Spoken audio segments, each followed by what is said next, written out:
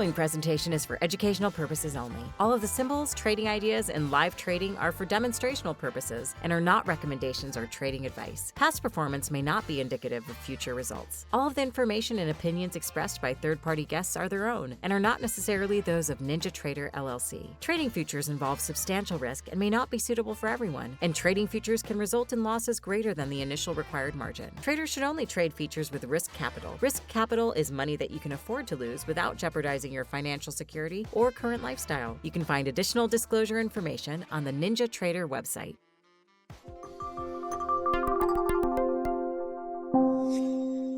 NinjaTrader Platforms Unleashed. Appreciate everybody being here with me today. We're going to talk about what is level 2? What does level 2 mean?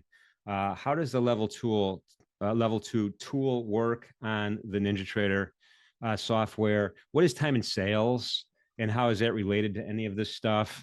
Let's get right into it. And I want to start with the trading ladder. I want to start with this is the NinjaTrader Superdome. It looks simple, nothing simple about it. It's very powerful tool, but it's called a price ladder or a depth of market. We're going to talk more about depth of market, right? And we call it the NinjaTrader Superdome because it does an awful lot of stuff. So I have an E-mini S&P July 2024 market up on my Superdome here, and you'll see 3 columns. On the left hand side is the buy column, in the middle is the price column, on the right is the sell column. And the price column is exactly that. It shows you, and this is where the word ladder comes in. Every rung of the ladder is a price, and it's the minimum price that this market could move, right? And so when someone says, well, what's a tick? Well, it's a quarter of a point in this market, right? It's a quarter of a point. You could see where we're trading at right now, right? That yellow highlighted area, that's mark to market. That's where the last transaction occurred. That's where the last buyer and seller did a deal, and it's moving around because, well, the market moves, right? There's supply and demand pressures pushing this thing around. So each increment is the smallest increment this market could go, and it increments up and down, right from where the last traded price is. On the left-hand column, the buy column, right, it represents where the bids are in the marketplace. In other words, it represents traders who would like to buy an S&P 500 at prices below the last traded price. And so and we see these numbers here in the bid column or the buy column, and it's showing us where the limit orders are, right? Where the limit orders are at the CME Group's Globex marketplace, right? And it's first in, first out. It's transparent. We can see, right? If you go down to 53.23, you can see there's 130, 167, 173 now contracts that trades have been sent to the CME and says, hey, I would like to buy here at this level. It doesn't break it down. It doesn't say, well, Tom Schneider is trying to buy 5, Jim is trying to buy 3. It doesn't do that on the trading ladder, but it shows you the cumulative number, right? So that's the buy. So, or the bids. On the sell side here, it's the opposite, right? We're looking at orders that are sent to the CME Group to sell on a limit order at various prices above the last traded price, right? And it goes 10 ticks deep. In other words, 10 price increments up, 10 price increments down. We see a picture of what orders are resting over at the CME Group. And it's very, very dynamic, right? You can see these numbers are moving, right? There's a lot of activity going on.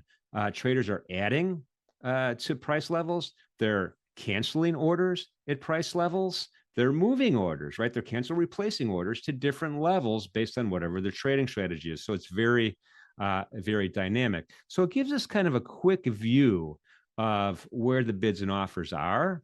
And it moves really quickly in many of the CME Group markets because they're very liquid, right? There's a lot of volatility involved there. Now, the sell column here, there's some nomenclature that we need to iron out, right?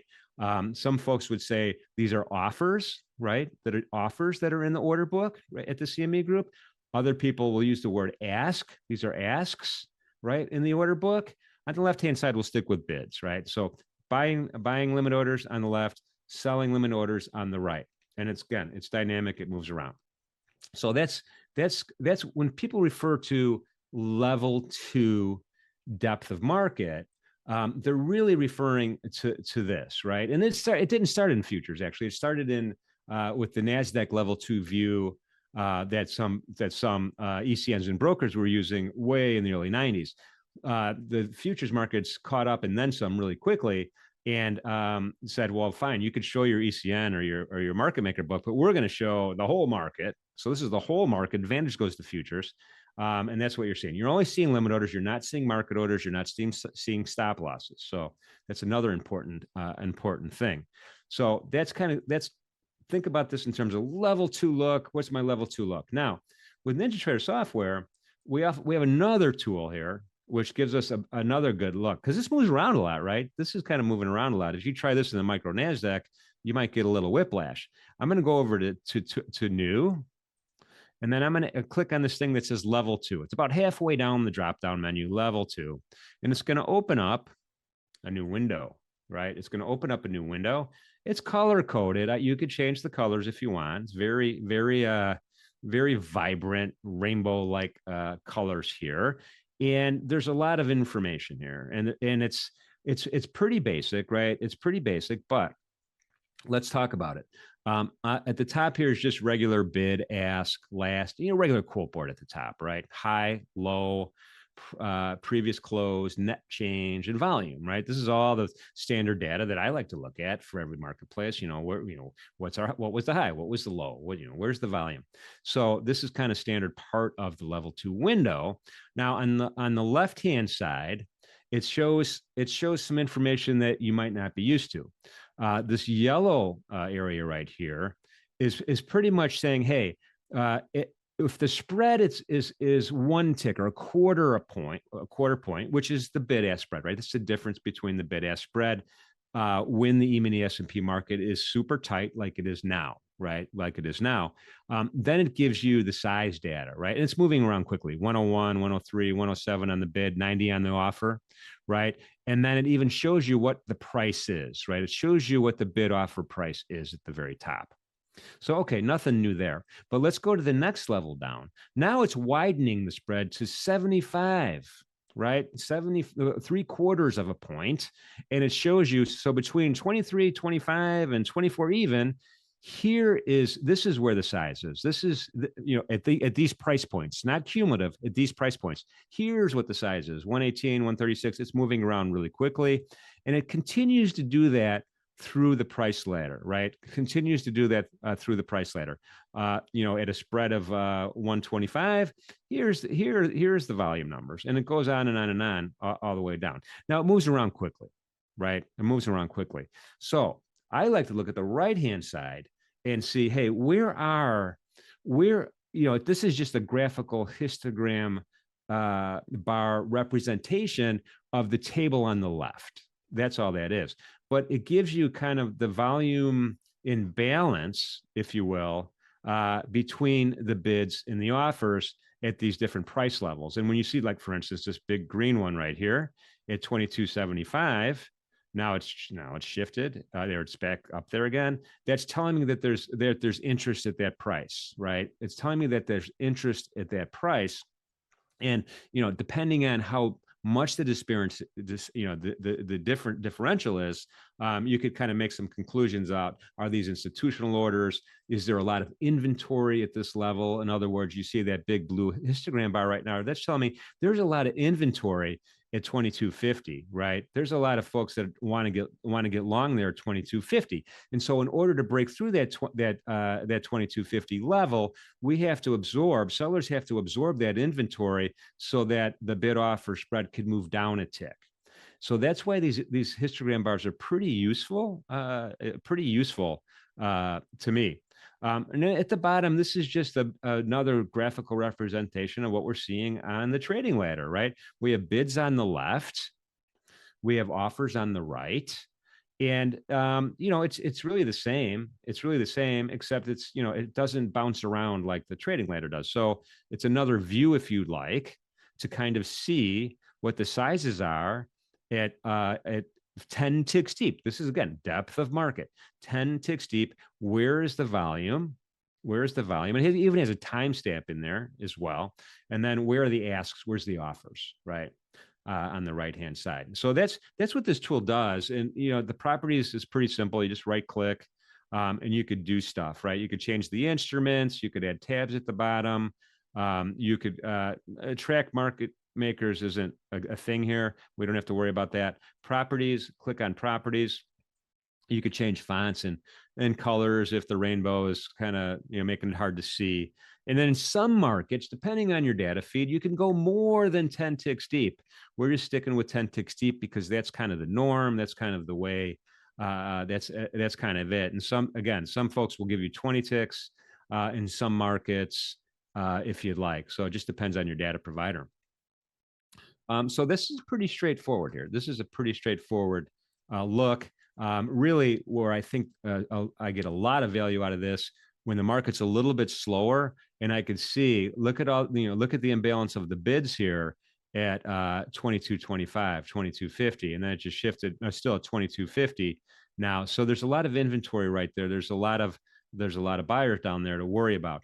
Every once in a while, you'll see, at one of these levels, 10 ticks deep, you'll see unusually large order, right? So instead of 166, you might see 400, right? Which would be way bigger than anything else. So there's a lot of interest in that price point when you see that number. And if it's a sticky number, right? If it's a sticky number, then in other words, some of the inventory gets depleted, the market goes the other way, that number kind of that volume of orders increases back to where it was at that 400 level, then that's an important number. And as we're getting into options expiration, which we are today, we're going to see probably a lot of that on the trading order ladders in the stock index futures. So that's one thing I look for. And again, pre-market, it's a lot easier to look at because it's a little bit less volatile. So that's this tool. I'm going to move this off to the side, and we're going to talk about time and sales next. We've talked about this a lot, but we've added some stuff. And if you have any questions, just shoot them into the chat, by the way, either on YouTube or on the NinjaTrader Live website stream, and Mission Control will shoot them over to me, and I'll do the best I can to handle those. So we've covered so far the basics of level 2, what that means when someone says, yeah, I use a level 2 ladder, or I use a level 2 look, or a level 2 matrix. So we know what that is now. It's like, where are the limit orders above and below the last traded price? And I want to see them in real time. These are real time data, right? I have a real time sim account up right now. So time and sales is also triggered with the new on the new menu, right? And you can go down here to the new menu, and you could see it's TNS, right? So it's a little bit hidden. So if you didn't know, if you didn't know it, TNS is time and sales, right? And this is kind of another popular kind of thing that a lot of traders like to do. And you're just going to click on there. It's going to open up a new window, right? It's going to open up a new window, and I have mine up right here, right now. And so you're going to get this. And this is another really interesting tool that you could use to help track a whole bunch of stuff. You could help track when big orders are coming in. And more importantly, is there a lot of orders happening on the bid, or if there's a lot of orders happening on the offer or the sell? So let's think about what that means. On a trading ladder here, you can see the bid-ask spread, right? You can see the bid-ask spread. And so the market has to trade on one of those, right? It's either trading on the bid or it's trading on the offer. And remember, the highest bid is the highest price somebody's willing to pay at the time for that market. The lowest sell, the lowest ask, the lowest offer, right? We're using those 3 words, is the lowest price somebody's willing to sell that particular market. So highest price to buy, lowest price to sell. And the difference between those two is called the bid-ask spread, right? And the bid-ask spread is typically very tight in most of CME Group's futures markets. Now, right now, we're seeing a pretty tight bid-ask spread. When they say tight bid-ask spread, that means it's as small as it could get, right? It's the smallest it can get. In this case, it's one tick, right? It's one tick on the bid-ask spread. And so it's a tight market. It's a liquid market. You want to trade that. In other markets, you might see a gap between the bid-ask spread. It might be 2 ticks apart. It might be 3 ticks apart. So that's not quite as tight of a marketplace, right? Because the bid-ask spread is part of your transaction costs, whether you like it or not. It's part of your transaction costs. So the wider the bid-ask spread, the higher your transaction costs, right? In addition to commission and regulatory fees and all that other stuff, exchange fees. It's also, think of it that way. So in this case, it's a $12.50 tick. So the bid-ask spread is $12.50 per contract, right? So if it was 2, let's say the bid-ask spread was 2 ticks, it would be $25 per contract. And that's why when we talk about best practices for entering orders, I'm always kind of favoring either a limit order or joining the bid order. There's a join the bid button I could add to this, add to the Superdome pretty easily. But a limit order is best practices, because a limit order to enter is I'm telling the market, hey, I want to buy a contract at 53.23.5 or better. 53 or 50, that's the definition of limit order. At this price or better, I will not buy one. I will not buy one at 23.75, right? So I know that I'm going to get at least as good as this. And since this market is so liquid, as we already talked about, I'm not going to get a better price, right? I'm going to get this. I'm in line behind 158 other contracts that are in the order book before me. It's first in, first out. So as folks cancel orders, I get closer to the line, to the front of the line. As we trade at that price, inventory is being depleted in front of me. People are being served ahead of me, just like you're, at the line at the kiosk, at the McDonald's, at the airport. You're in line. You got to wait. You have to wait to be served. And eventually, I get to the front, and then I have I can be filled. I can be filled on my order. Now it can't go below. The price can't go to 53, 23, 25 without giving me my fill. I'm in the way. I'm standing in the way. I'm blocking the market. You need to give me my fill before you could trade down here at 23.25. So that's why limit orders are best practice. Stop losses in market orders, basically, well, market orders are, hey, if you want to go along with the market order, hey, give me the best available price, right? Give me the lowest price someone's willing to sell it. And that happens to be the lowest ask, right? Or the lowest offer. So you've lost that 25, you've lost the spread. You've lost that spread. Same thing with the stop. Most stop, to simplify the way stops work at CME, a stop market order is going to behave like a market order. It's going to be triggered right away, and you're going to get what you get, and you don't have a fit. That's what it is. It's a market order. And again, you have the possibility of losing that. With stop loss, yeah, you can get a better fill actually, but it doesn't work that way, right? It usually is you're gonna be subject to that bid-ask spread. So how does that relate to time and sales? All right, what are we looking at here, right? So it's color coded, right? I have green and then I have a red, and I color coded it that way for a reason. So green to me suggests upward pressure.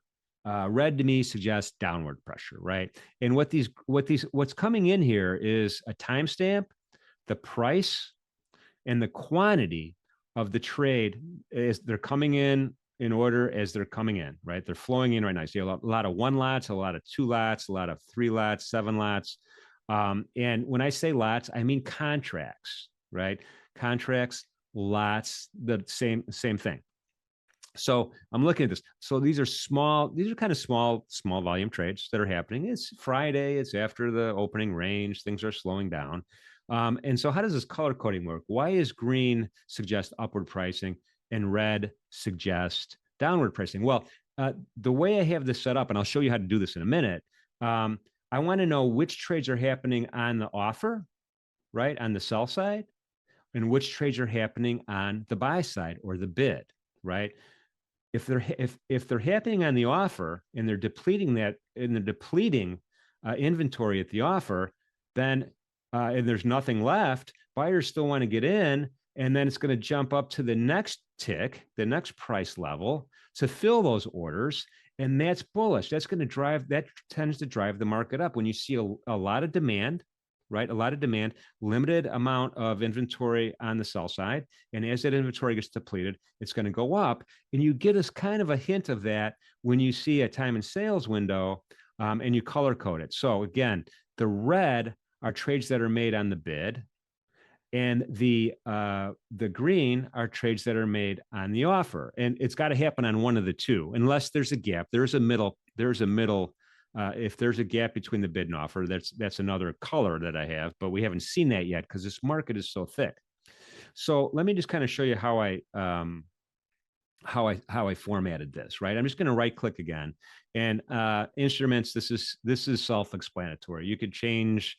You could look instruments again is markets, or what market you want to look at, what instruments do you want to add. That's just again a nomenclature. And then I'm going to go down to properties. I'm going to click on the properties tab on the drop down. It's going to open up this property box, and this property box, has a lot of stuff on it. And we're going to talk about aggregation in a minute because this is a new feature on the time and sales. But before I talk about aggregation, let's just talk about the basics. So I have the second row here, block alert trade size, right? I have it set at 80. You could set it at whatever you want. And don't think of this in terms of over-the-counter block sizes or iceberg trades.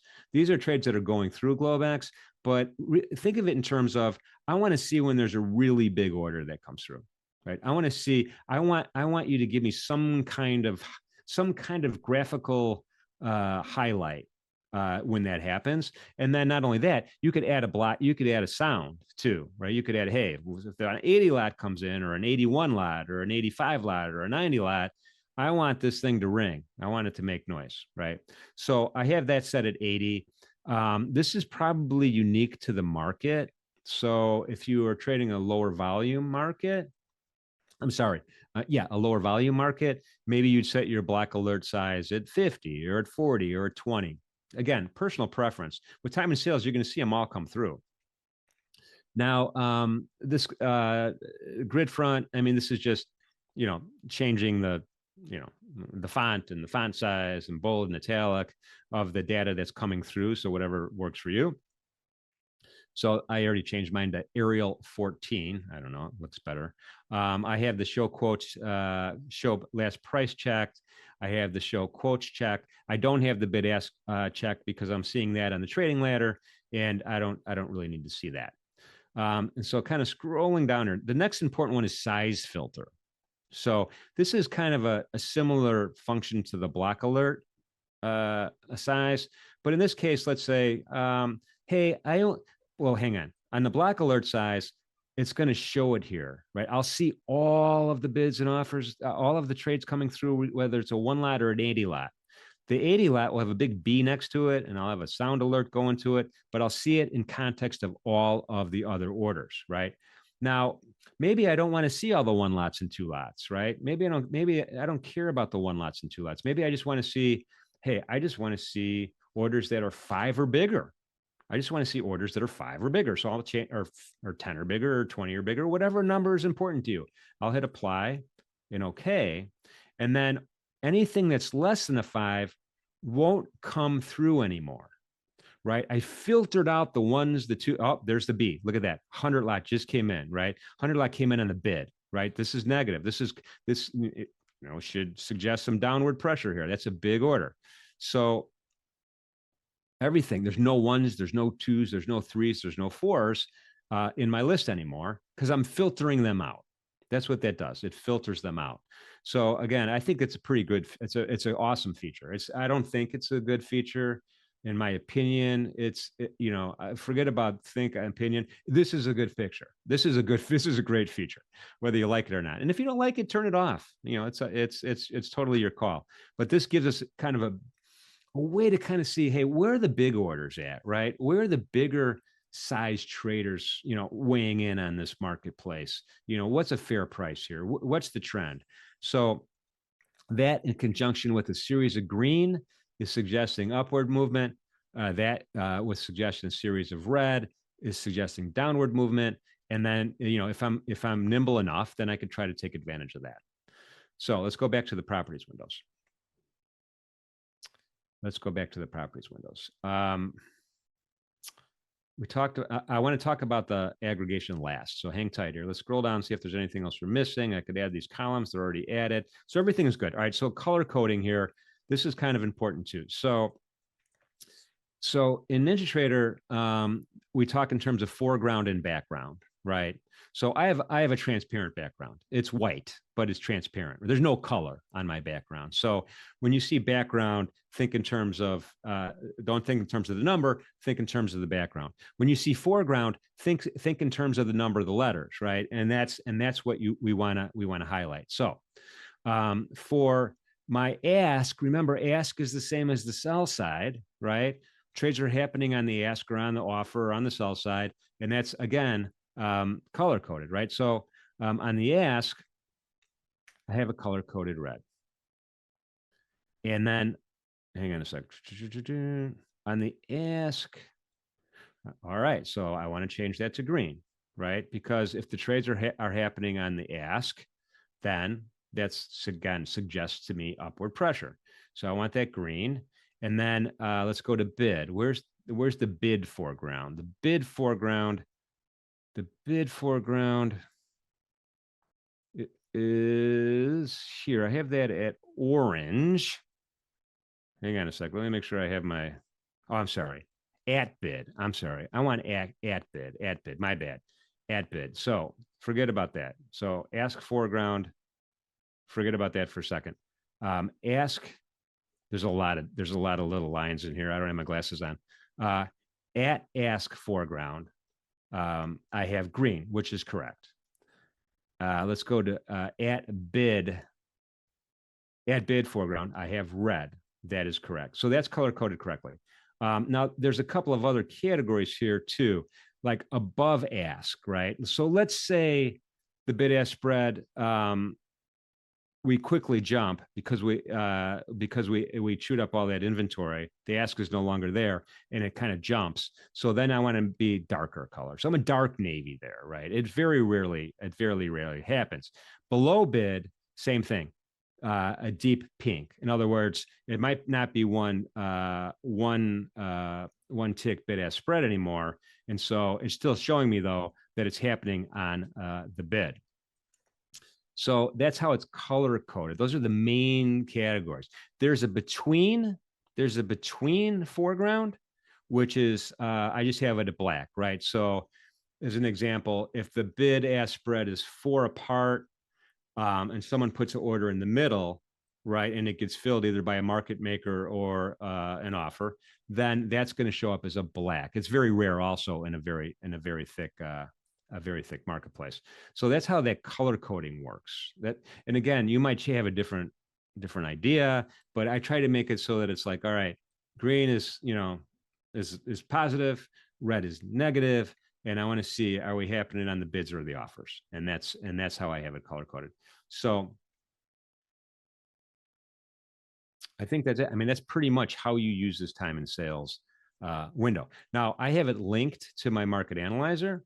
So let's move this. We'll leave it all the same, right? So I have it linked with this little rectangle up here. And we've talked about instrument linking. It's pretty easy. You're just going to click on it and you're just going to share a color with whatever your market analyzer is or whatever other thing you want to link together. And so if I go ahead and make a change, let's go ahead and make a change. Let's change, and we're going to see a noticeable change here. Let's change it to the micro NASDAQ, right? We'll change it to the micro NASDAQ. And it changed both the DOM, the trading ladder, and the time and sales, right? And remember, I have my time and sales filtered. 1s, 2s, 3s, and 4 lots I'm not seeing anymore, right? And then on the trading ladder here, this is moving like crazy, right? This is a very volatile marketplace. So it's sometimes it gets kind of hard to see that on the actual trading ladder because it's moving so quickly. But the one thing that's really important is the bids and offers here are only, the bids and offers here are in single and double digits, 10 ticks up and 10 ticks down. And in the last marketplace we saw, it was in triple digits, right? So the E-mini S&P is thicker. We call it a thicker market. It has more bids and offers in the order book. This is tick for tick. It's a smaller market, and so you have less. Orders don't stay in the order book very long, and I think is a good way to say it, right? Order books don't stay in the order book very long because it is so volatile. It kind of looks like you're popping popcorn right now, right? But I filtered the time and sales, right? So now I've filtered all that noise out. I filtered all that all those one lots out, all those 2 lots, 3 lots, and 4 lots out.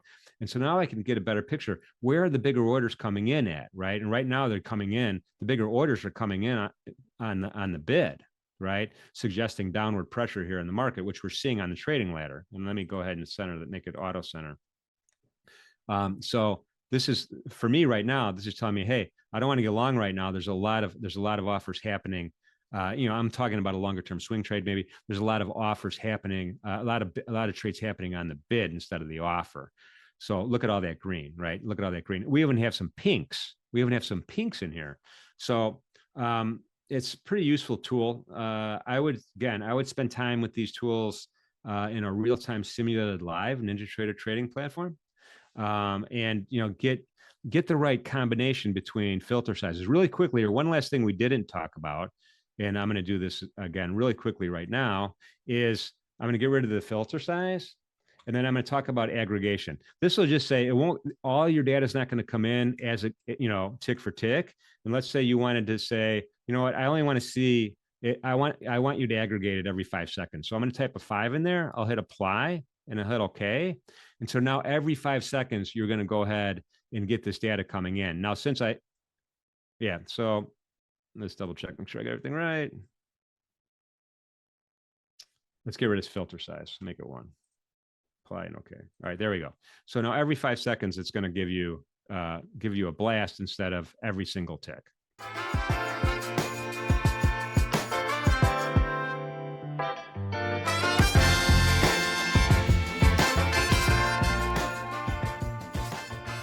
All of the symbols, trading ideas, and live trading are for demonstrational purposes and are not recommendations or trading advice. Past performance may not be indicative of future results. All of the information and opinions expressed by third-party guests are their own and are not necessarily those of NinjaTrader LLC. Trading futures involve substantial risk and may not be suitable for everyone, and trading futures can result in losses greater than the initial required margin. Traders should only trade futures with risk capital. Risk capital is money that you can afford to lose without jeopardizing your financial security or current lifestyle. You can find additional disclosure information on the NinjaTrader website.